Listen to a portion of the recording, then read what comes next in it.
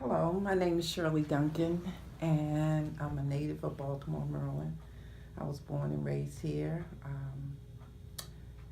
I graduated from Douglas, and I went to Community College of Baltimore and got an AA in therapeutic recreation.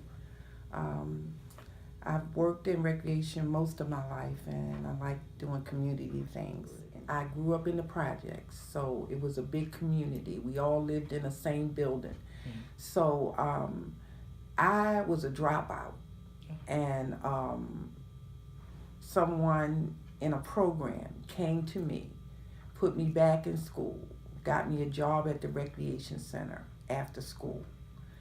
And that's where I developed community from a gentleman named Walter Ennels and Celestine Anderson showed me about community, how you give and give people your talent and show them what you can do to make their lives better. Somebody helped me to make my life a lot better. So I wanted to pass this on. He knew what I needed. He came and got me, put me back in school, made it opportunity for me to get a job so I could graduate from high school with a diploma. So those are the things that I want to give back. Show a young person the way. Help him in his needs so that he can grow like someone helped me to grow.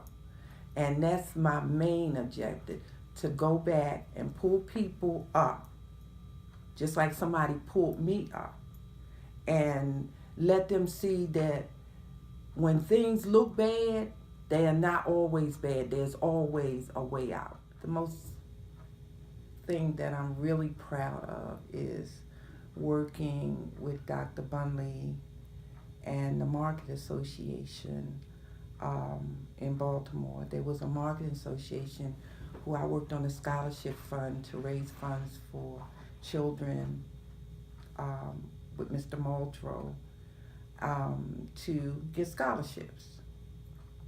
I also work with my alumni association on the education department to get scholarship for people who attended Douglas High School. So I like to do community things. One of the awards that I'm mostly proud of getting is award from President Clinton for father and son's breakfast that I started at Green Spring Middle School when Dr. Bunley was the president.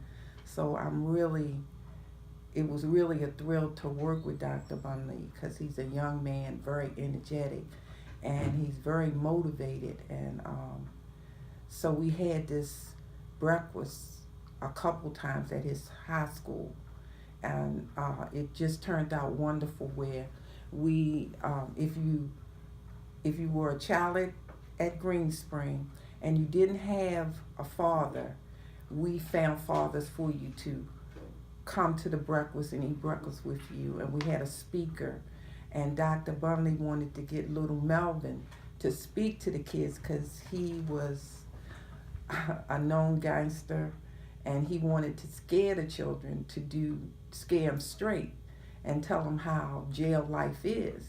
He was the main speaker, and it was a wonderful program. I think the kids went away with a lot of knowledge, and President Clinton gave me a resolution for that from the White House. So I was really proud of that. Later on in life, I started this hand dance group. It was called the New Baltimore Hand Dance Association because we used to dance at this place called The Haven in East Baltimore, and on Thursday nights. And a gentleman named John O used to play the music every Thursday. And it started to grow, so we had to move out to Haven, and we went over to West Baltimore to the Vulcan Blazers in 1994. And we had our first competition there. And we started teaching people in Baltimore how to dance, because when I grew up, I learned to dance from my brothers. We just mimicked the dance. But in order to teach people how to do this dance, we had to structure it. and do a syllabus so we would all be on the same accord. So we went to Washington, D.C., me and a couple of my members, and we got trained how to teach this dance. So from 1994 until maybe 2009, every 6 months we would have a graduation where we would teach people how to dance, and we did it at Green Spring Middle School and Cahill Recreation Center, Northwood Recreation Center, and we had 8 instructors. And then we started traveling around the country competing. We went to the U.S. Opens, and at that time they didn't have a hand dance category in there, but we lobbied for a hand dance category, and they finally put a hand dance category. That's like the Super Bowl of dance, where during the Thanksgiving weekend they all come together and have a competition. So we made this dance really big in Baltimore. We were on every TV station promoting this dance. We danced at AFRAM, at all the health fairs. We were the first hand dance group to dance for the NAACP convention. We danced at the White House. We danced at Constitution Hall. Out of this thing, we used to have this black tie fair every year. It was a formal affair, and we had like a white affair where everybody would get together and you had to wear white. And it's a beautiful thing.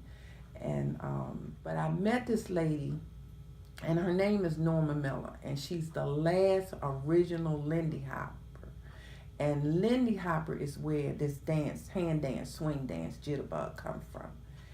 And she was born in 1919. She's still living, she's still traveling, promoting dance. She goes to Sweden, and she's a personal friend of mine. And she comes here every year, and we celebrate her birthday, and we have this big dance. And she's always there.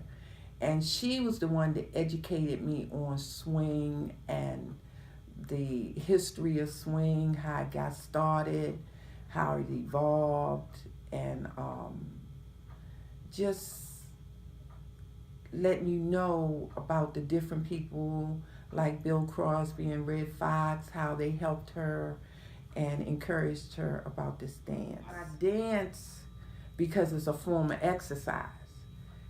It keeps me young mentally, and it lets me meet people.